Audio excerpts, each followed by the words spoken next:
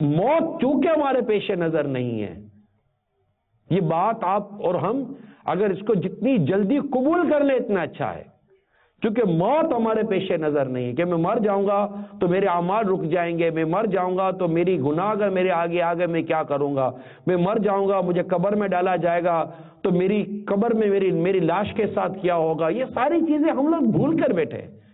موت صرف روح قبض ہونے ہی کا تو نام نہیں ہے نا، بہت ساری چیزوں کا نام ہے۔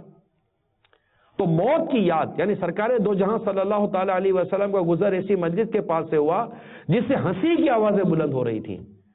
ارشاد فرمایا اپنی مجلسوں میں لذت کو بے مزہ کر دینے والی کا بھی ذکر کیا کرو۔ عرض کی لذتوں کو بے مزہ کرنے والی کیا چیز ہے؟ ارشاد فرمایا موت۔ ہم تو مزے کے پیچھے پاگل ہیں نا، کہ بس مزہ آنا چاہیے، مزے لینے کے لیے جی رہے ہوتے ہیں۔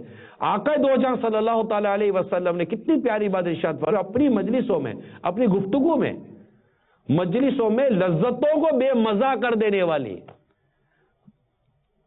کا بھی ذکر کر لیا کرو، اور وہ موت ہے کہ موت کی جب یاد آئے گی انسان اپنی لذتوں کو کیسے یاد کرے گا؟ وہ کہتے ہیں کیا خوشی ہو دل کو چندے زیست سے، یعنی زیست کہتے ہیں زندگی، کیا خوشی ہو دل کو چندے زیست سے، سن لگا کر کان آخر موت ہے۔ بارہا علمی تجھے سمجھا چکے، مان یا مت مان آخر